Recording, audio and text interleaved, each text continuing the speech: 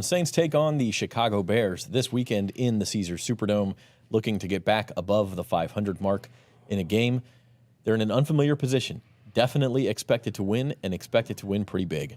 We'll preview it and talk about it here on the Saints Insider Podcast, brought to you by Bank Plus. Zach Ewing, along with Rod Walker, Luke Johnson, and Matt Paris. This is Friday, November the 3rd. Welcome in, everybody. And we got a game on Sunday, a home game. First Sunday home game for the Saints since, I think, October 1st, Rod, against the Bucs. It's been a while, yeah. I'm looking forward to seeing this team come back into the Dome and see if what we saw Sunday against the Colts can carry over to another week. It's funny, just haven't been a very good home team this year. Limited sample. I mean, I don't think they've been a good home team for a couple of years now. I think even in 21, Sean Payton's last season here, I don't think they were very good at home that season. I think I remember writing a story that year about how they were kind of struggling at home atypically. They got every advantage in that building, but like they got to play like they've played on the road a couple times, especially offensively. I mean, because the home fan base, like we saw it the last time they played at home, they will get on them. Yes, quickly. Can turn. Doesn't matter if they scored 38 points, 45 points, 70 points last week. If they go out there and go like 3 and out on the opening drive, you'll hear a smattering of boos, as they say. Smattering, no, chorus. Yeah, the chorus is a level above smattering. Yes. I feel like. Yeah. Matt, again, it's your first week, so we're still going to ask you for more of the league-wide perspective. Sure. The Superdome has this reputation of being like a fortress. I mean, like the Saints should not lose there.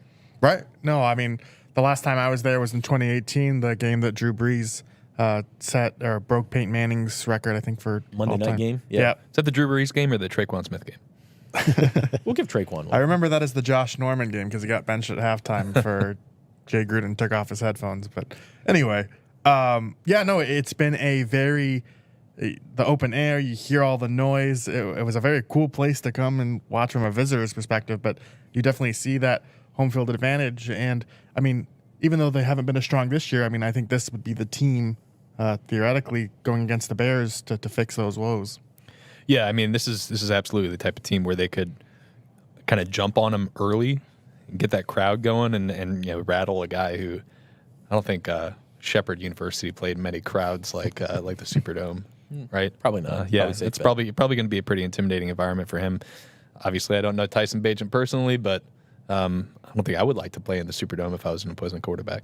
We saw it in the first game of the season when the Titans came to town. I mean, Ryan Tannehill, who's been in the league, he seemed to really struggle with that crowd noise. So, and he's a guy that's, like I said, he's been in the league, so he knows about crowd noise. But I do think that Tyson Bagent will be overwhelmed by what he faces on Sunday. And that's assuming the crowd is fired up and they show up, which I think they will. I don't think they've jumped all the way off the bandwagon.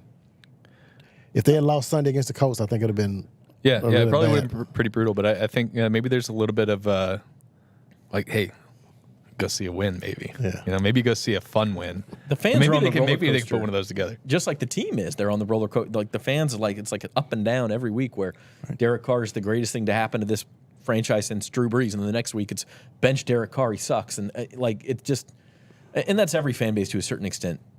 But this fan base seems like it's on a high, and let's not forget they're tied for first place, so wins are still meaningful. Yeah, it's been a wild ride on the Saints Twitter mentions lately. So, well, we will dig into Saints versus Bears. That's noon on Sunday on CBS. We're not probably getting the Tony Romo treatment for this game, I wouldn't think, though. Saints Bears. No, I can't remember who. I know Matt Ryan is one Matt of Ryan. right. It's That's like right. the CBS number 8 team, I think. Rondé Barber, Matt Ryan, and whoever the play-by-play guy is. Yeah, a bunch of names that people love around here. Yeah. Want to let you know Saints Insider is sponsored by Bank Plus. Their banking decisions are actually made here in New Orleans by local bankers who know the community and take the time to know you. From small business to big business, home loans to bank anywhere technology, Bank Plus is here for New Orleans. Learn more at bankplus.net.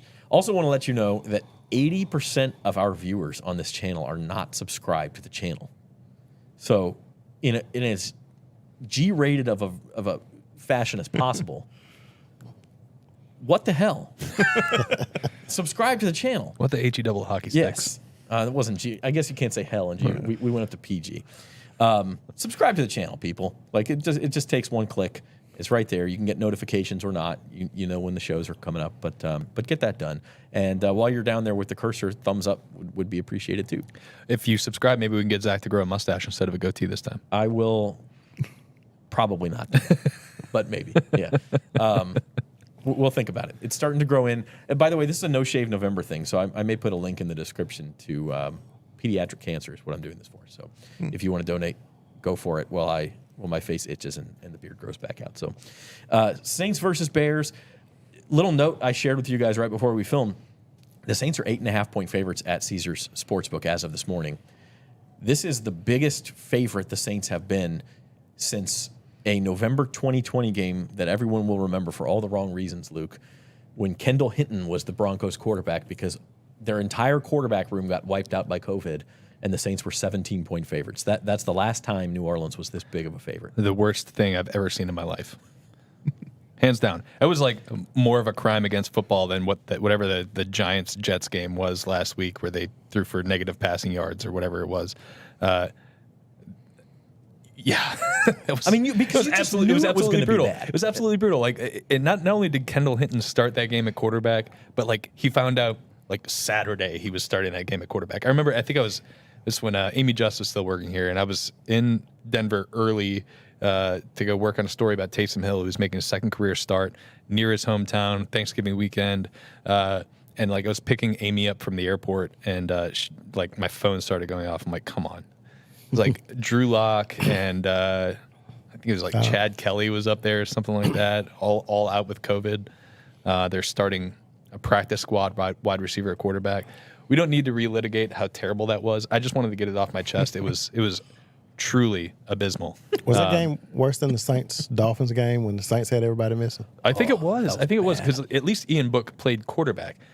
Some people might want to argue with me on that, but like at least he was a quarterback. He was a drafted quarterback. He played major college football at quarterback. At Notre Dame. Kendall Hinton was a practice squad wide receiver. The Saints knew going into that game, they're like, all right, well, they have no chance. Like I can't remember that you just looked at the box score a second ago. I think Taysom Hill only attempted like 15 passes that entire game as the winning quarterback of a team winning by 28 points. It was brutal. We're getting off the rails here, but Taysom Hill, when he's known as the drop back quarterback in the matchup, like you've got something ugly. Nothing against Taysom, but that's not supposed to be his role in the matchup. So let's obliviate that game from the record books. We'll never talk about such things again. The Saints, as 8.5-point favorites, it's also the first time Dennis Allen has even been a favorite of even a touchdown in his head coaching career, both in Oakland and here. And so, kind of like I said at the top, the expectations, Rod, are that the Saints should win this game and win it fairly easily. And that's not a position that they're used to being in. Yeah, I know. When you just look at this, at the entire schedule, this is like the one game. I don't know, we're going to get to our picks later, but this is the one I felt sort of confident about. These last few weeks, even the Colts last week, I picked the Saints to win, but I wouldn't have been shocked. But I would be shocked if the Saints lost this game. That's how confident I am in this team, and we can bring out the Kool-Aid again if we want to or whatever. But I just think they're going to, play really well this week. I just think the Bears – I don't think the Bears are very good. Well, and when you look ahead at this, you think, okay, Justin Fields, mobile quarterbacks give the Saints problems. Well, there's no Justin Fields now either. So it really just seems like this is the Saints' game to lose. Yeah, no disrespect to Tyson Bagent. I think he has like a great story. But the guy was playing. What is Shepherd? Division two football last year. Division 3. Yeah, it might even be D3. No, I guess it's D2. He's playing that level of football last year, and then you drop him into a situation that might be like the worst in the NFL in terms of like talent around him. They have no talent. They have very limited talent on defense, no talent on offense, no direction on offense. I think Justin Fields is a very talented player. It took him until Washington to actually show like any sign of life as an offense. Like if the Saints don't go out there and just like physically dominate this game defensively, I know these guys are all like paid very handsomely to be professional football players. They are professionals. The NFL is a wacky league. Anything can happen at any time. But I think if you play this game like 100 times, like 90 out of those times, the Saints are going to absolutely dominate defensively, specifically. Like that defense against this offense, which I think, a lot of us, when we're making our picks, I don't think any of us picked the Bears to the top 15 even. So they have to go out there, especially after getting off to the slow starts the last couple of weeks, like we talked earlier this week.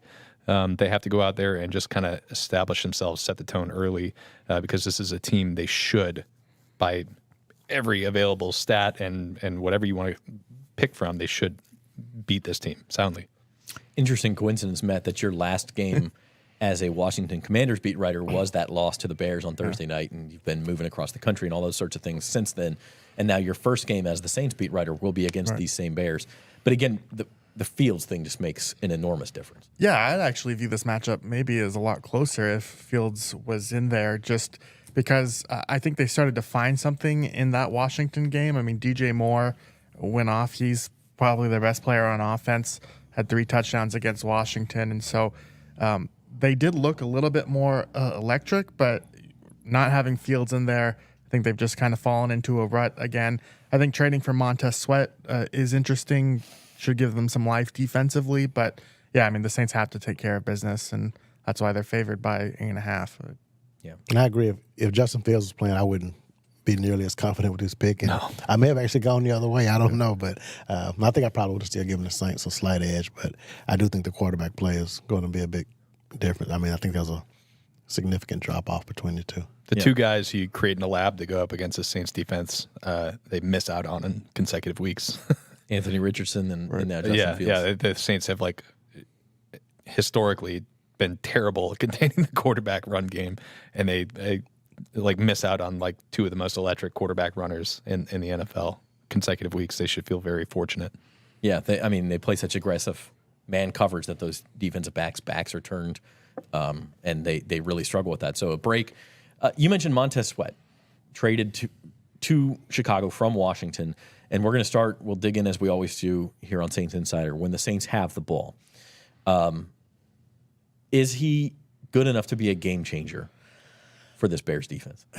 I don't know. I think it should give them some pressure. I mean, going into the Washington game, Chicago only had 2 sacks. Sam Howell held the ball way too long. I think they had 5 that game. But since then, their pass rush has been up and down. So it should give them some juice from that perspective. But he's not necessarily the game-changing wrecking number.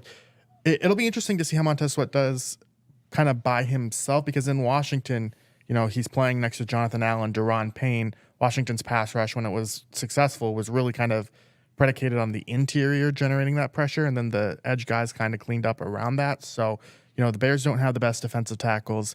It'll be interesting to see how he does kind of just as the number 1 edge rusher, but he is a very talented football player. From Mississippi State University, by the way. Just got to throw that in there. We are going to have a college segment we got to with the games coming up tomorrow. All right.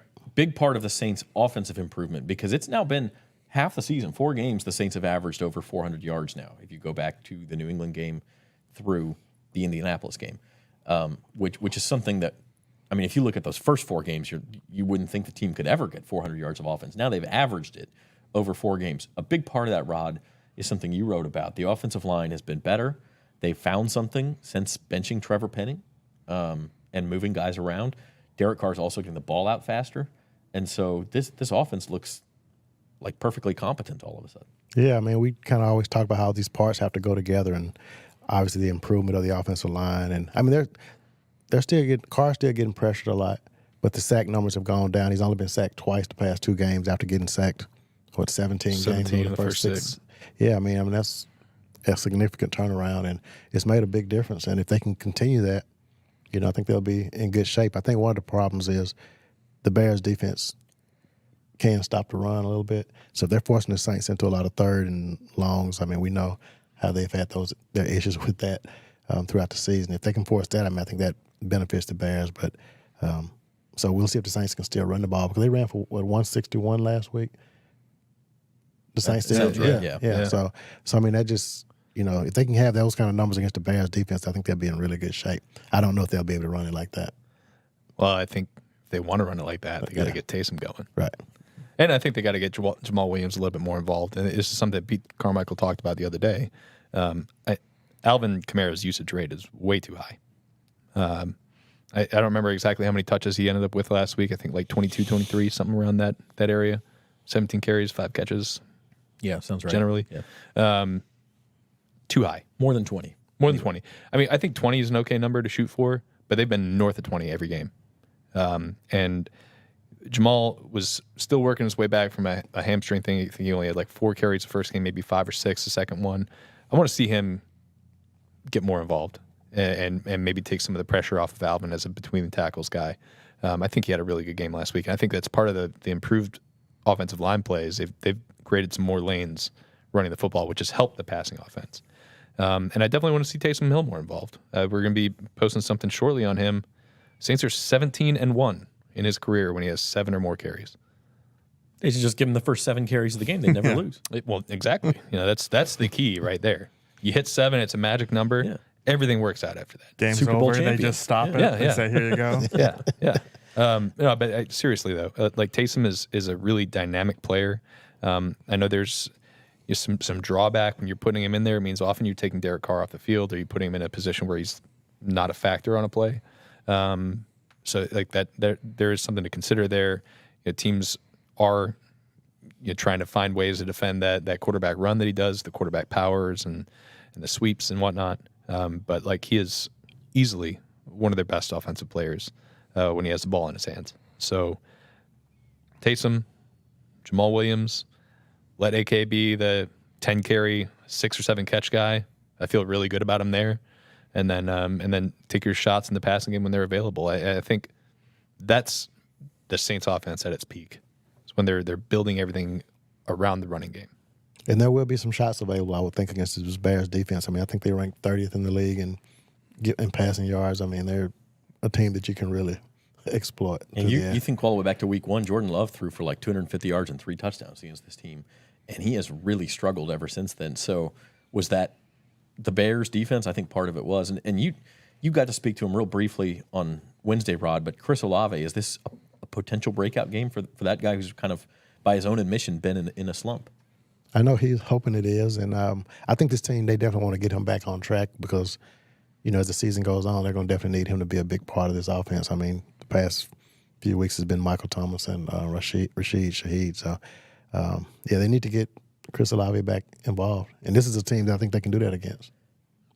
All right, so that's when the Saints have the ball against the Bears. We'll flip things around when the Bears have the ball attacking the Saints defense. Look, Tyson Bagent is what he is. He's a D2 guy, as you mentioned, Luke. I think he's got 1 touchdown and 3 picks in 3 weeks. They did beat the Raiders with Tyson Bagent. One thing, just having watched him in that Raiders game, and then even against the Chargers Sunday night, he did throw 2 interceptions. He's not a guy, Matt, that is going to sling it around and make a ton of mistakes. Right. No, I think so. And I'm kind of interested to see how the Saints start this game. I mean, we mentioned the slow starts earlier in the week, but I think they've let up 8 explosive plays in the first quarter of the last 3 weeks. So, it seems like a lot of those explosives, too, are mental errors. You look at Jonathan Taylor's run, that 42-yard gain. It does really seem like there are maybe opportunities for Chicago, if they are going to have success on offense, to take kind of advantage of those split-second guy isn't in his right spot, so they can break something free that way. I mean, they're going to have to run the ball, right? Like Tyson Bagent he's completing 70% of his passes. I think he's at like 5.8 yards per attempt. Those aren't bad numbers, but if they're going to get explosive plays, if they're going to move the ball consistently, Luke, they got to run the ball. Yeah, and I think they have 2 running backs on IR right now, if I'm not mistaken, Khalil Herbert and Rashawn Johnson, the rookie out of Texas. So it's like Deontay Foreman, who had a pretty good game against the Saints last year when he was a member of the Panthers. Had a pretty good game a couple weeks ago when the Bears beat the Raiders. Good player. I just don't know, with that Bears offensive line, if they're going to be able to create the holes. And he's definitely not explosive like Jonathan Taylor is. I think he's kind of like the type of running back the Saints like to see. So, yeah, I mean, I'm with you though. If the Bears can get something going on the ground, which is, I think, a big ask, then you can maybe see a scenario in which the Bears could score some points against the Saints defense, especially if Marshawn Lattimore is not on top of his game. Like I don't think he has been the last couple of weeks. DJ Moore is not the guy you want to be off against And maybe Marshawn in his career rises to the occasion against these guys. He's played a lot of football against DJ Moore. I think they've had their kind of like back and forth win-loss in their time going up against each other as NFC South foes. But he's, Matthew brought it up earlier. He had like 4 touchdowns or 3 touchdowns in that game against the Commanders. He's a super explosive athlete. So like they can't be having like missed tackles or communication issues against them, because like one 70-yard play can really swing the game. Yeah, I wonder if they just will try and do bubble screens and take advantage of more speed that way. But that's you've got to have really sound tackling if that's the case. Yep. And the Bears also have Darnell Mooney, who's he's a solid receiver, played at Tulane, and he'll be coming back to New Orleans. So, but yeah, I just think if they can't run the ball, they're going to be. I think they'll be in for a long day. What I want to see is if the Saints pass rush About to say that can generate anything against Chicago. Yeah, they got to get it going. I don't know if this is one of those games where Dennis Allen wants to get the blitz game going against the rookie quarterback. We haven't seen a whole lot of that this year. It was really kind of how they jump-started their pass rush last year when they were struggling to get home with their front four. We saw Caden Ellis and Demario Davis both have big sack years. I'm curious, like maybe we see it this week, because they're not getting enough from everybody outside of Carl Granderson is really kind of like their only pressure guy right now. The Saints' only sacks in the last 2 weeks were late in the game, fourth quarter last week, when Gardner Minshew was in comeback mode and holding on to the ball, and they got a couple at that point, but they didn't have any, I don't think, in the first 3 quarters of that game, and they didn't have any the week before against Jacksonville. Against Jacksonville on the Thursday night game. And so but you got to get really these been missing. You got to get these teams in third and long. That's why the run game is so important. You got to get them to where they have to let the plays develop. It's why this. I think that's why the Saints have been so good as a pass rush team. Like statistically, they've been ranking up near the top 5 of the NFL in sacks for like the last 6 years. And it's not because they're really good on first and second down. It's because their run defense has been so good that these teams are always 3rd and 8, 3rd and 9, 3rd and 13, and they're able to tee off in those situations. So they got to get it. Like, stop the run has to be first priority, and then you clean things up after that. And the upshot of all of this is that after they had this streak of not allowing 20 points in a game, Rod, that you wrote about for like 19 games, more than a season, 4 of the last 5 weeks now, I think, with the shutout in New England, the only exception, they've allowed more than 20 points. So some of that is they've been put in bad field position and things like that. But this just feels like a spot where that Saints defense, and this is what we're all saying in different ways, is like it's time to come out and put your foot down and make a statement. Yeah, going back to what Matt's story early in the week about these slow starts. I mean, because they've buckled down after the slow starts. I mean, they seem to kind of figure it out and get it going, but now they just need to put that together for 4 quarters. If they can do that, I mean, I think this, that's going to be important in this game. You can't let a team like this get some momentum and the crowd kind of turns against the Saints, and it needs to be. They need to jump on them early, I think, and that's on both sides of the ball. Yeah, I made a keys to the game slide, and that's exactly what I put on there. Is they've fallen behind by double digits 3 straight weeks now. You can't have that in this game. I mean, you just can't, and you guys may have other keys, but a game you're supposed to win in front of your home crowd that's, I think, willing to forgive past sins, right? Like they're willing to get on board with this team. Hey, we're tied for first place. Let bygones be bygones. Let's go forward. You fall behind against the Bears.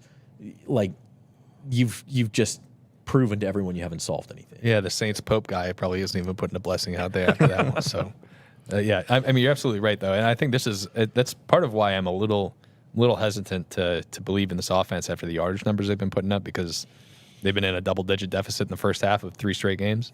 So yeah, you're absolutely right. They have to, if they are going to be the team that they think they are, that we have thought at times they can be, like, this is the type of game where they need to go out, hold them down on defense, get out to a lead on offense. They need to play similar to the way they did against New England. Like, New England was an overmatched team. We saw that after that game. They need to do that this week. So stop the run, get out to an early lead. Anything else stick out to you guys we haven't mentioned yet that the Saints will really be looking to do this week?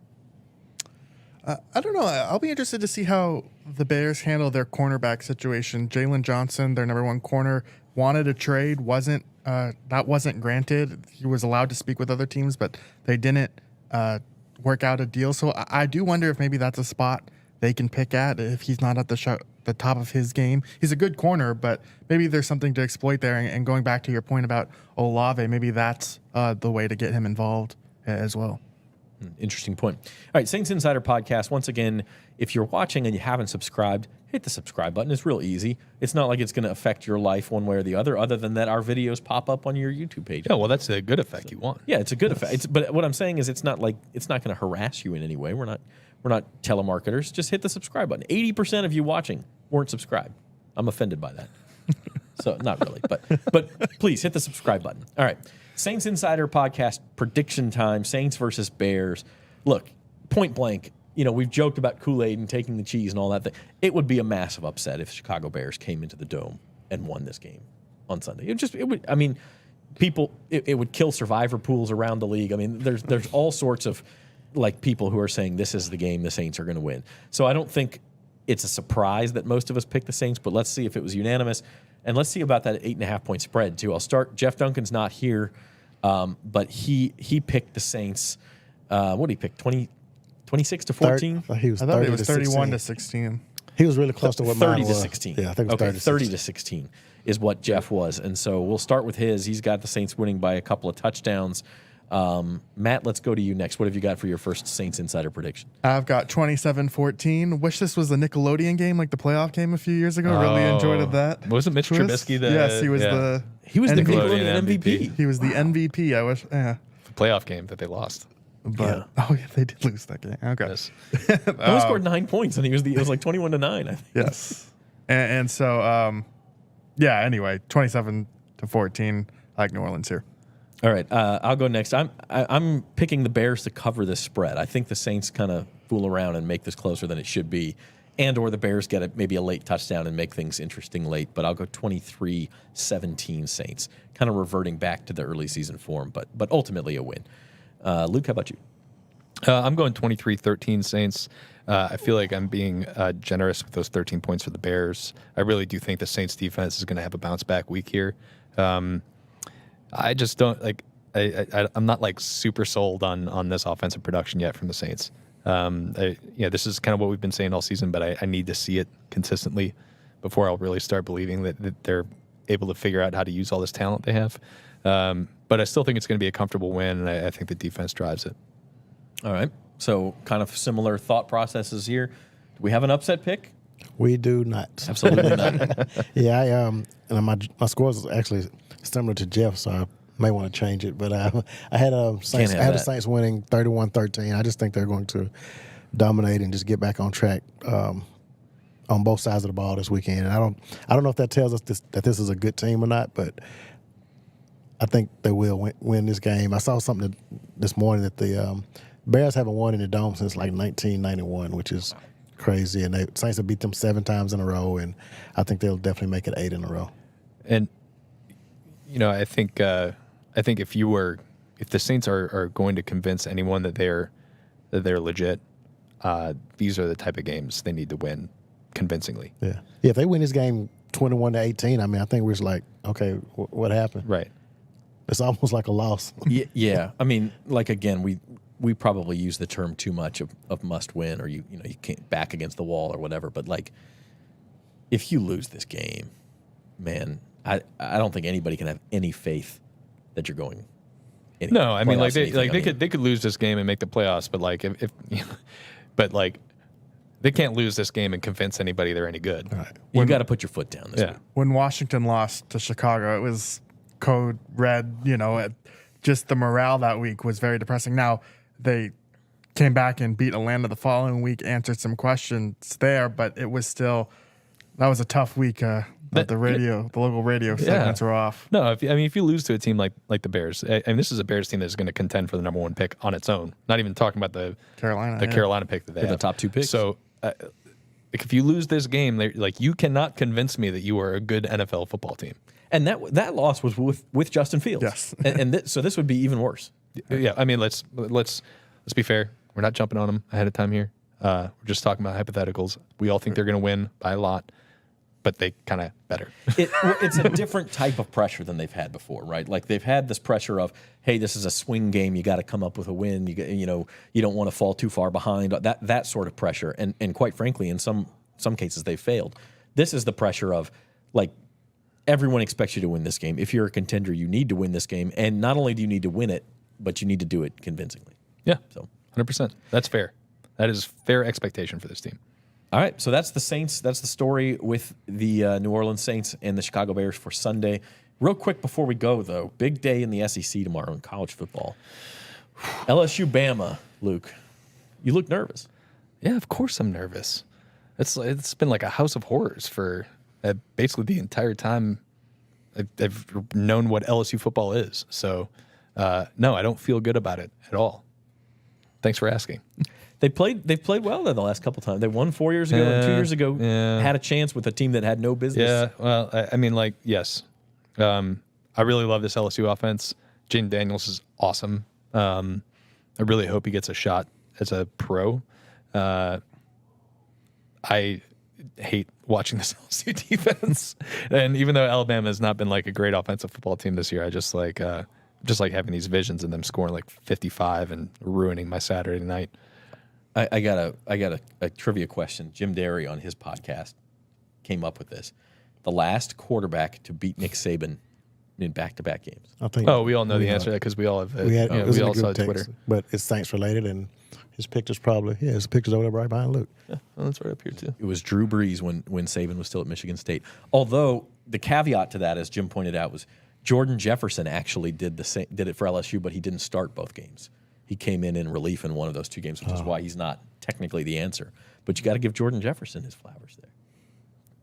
Do we? Do you? All right, Rod.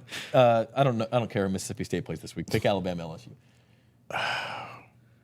I did try to encourage Luke this week because he was a little pessimistic, and I think they have a shot. Oh, let's see. I'm gonna go. I picked the upset. I'm think LSU's gonna win, picking man. LSU. What's I don't know what the spread is. I think it's 4. Okay, Yeah. I go LSU 27-24. I'll take LSU. I think LSU can win. 51 might be the winning score, not the total score. The total's like 61 or something. Okay, It's well, way I'm up just- there. Matt, you're not from SEC No, country. so but I went to DePaul, so college football's a big blind spot for me, but I think I'll lean Alabama there, but only I'm looking forward as a casual observer just to watching, but I think I'm going to go Alabama. But by the way, so go Tigers and go Tigers in the game before that. Mizzou gets Georgia. Not gonna pick the upset, but I'll take them with the 15 points. I think they can compete. Mizzou. You're taking Mizzou? Yeah, I'll take Mizzou with the points. I'm not brave enough to pick them outright. Yeah, that's fair. How about you guys? Any massive upset picks? Yeah, Tigers by 50. My Tigers. Oh. I'm just By kidding. 50? Yeah, obviously. Yeah, I'm not looking forward to tomorrow. It's going to be nervous times, man. Nervous. I'm just glad we're not traveling all day. We can sit and watch this game. That's right. Although I got to be in Homa for a soccer tournament, so that's a different story. All right, this has been the Saints Insider Podcast for Friday, November the 3rd, Saints versus Bears preview edition. We all like the Saints. We all like them fairly easily, but we'll find out on Sunday.